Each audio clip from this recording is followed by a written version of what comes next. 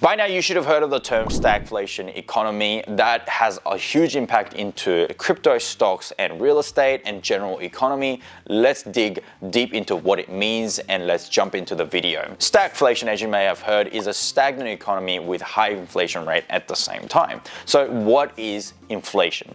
Inflation is a rising in price and decline in purchasing power of currency that happens over time. A simple example of inflation is the price of coffee in 1980 versus the price of coffee in 2022, where the price of coffee in 2022 is a lot higher than the price of coffee in 1980s. And of course, this kind of inflation usually occurs when an economy is doing well. So in a positive economy, inflation will occur, people have more cash to splash, prices can increase, people can ask for higher wages, and this will push inflation higher and higher.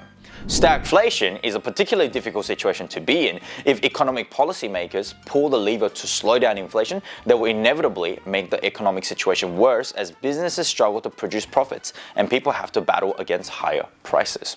So why does stagflation occur in the first place? So there are two main causes for stagflation. The first is called a supply shock. And this what happens when essential commodity is blocked off from its supply chain, like oil, timber, or gas, which has happened very recently. Because it is so widely used, it causes the prices of other goods and other businesses to increase, triggering inflation.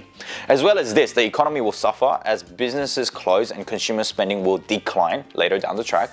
Higher inflation and stagnant economy is stagflation. The second reason why stagflation can occur is due to poor economic decision making. We saw this happen recently during the pandemic. The government printed over $3 trillion to boost the economy as lockdowns were imposed and the economy suffered from sharp decline. This has been beneficial for the short term, but it has brought about very harmful effects for the economy in the long term. These excessive amounts of printing created record high inflation rates, as we're seeing 2 years later, 8.5% in March 2022. So high levels of inflation and weak economy shown by the recessionary GDP growth we have seen over the last 2 quarters, we're currently in a stagflation economy.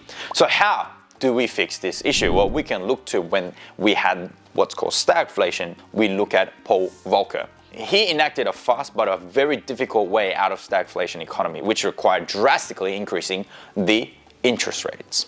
Inflation happens when the economy is doing well. Raising interest rates will make people borrow and spend less money, causing the economy to decline so that inflation decreases. Now, the type of stagflation that has occurred back in the 80s, the head of Federal Reserve, Paul Volcker, did this when he took interest rates as high as 20% to reduce inflation. This draconian measure was brutal but effective. By 1987, inflation had decreased to 3.1% from 9.8 in 1981. It took him 6 years as well. And the inflation levels remained consistently low all the way until 2022. However, this decision triggered 2 major recessions in 1980 and 1981 and raised the unemployment rate to a whopping 10.8%, making the public furious as a ton of people lost their jobs. But notice, 10.8%, a lot less than what we had during the pandemic at 14%. So this type of solution to a stagflation economy is politically challenging to make. It would require a leader like Volcker who wasn't afraid to take risk losing face to save the economy. I mean, look at the leaders right now, like Jay Powell. Do you think he will take this kind of risk?